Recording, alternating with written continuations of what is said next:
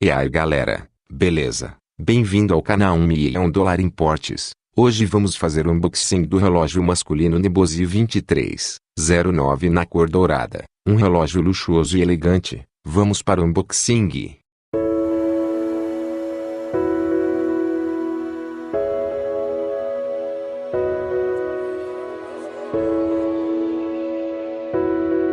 Chegou em 29 dias úteis.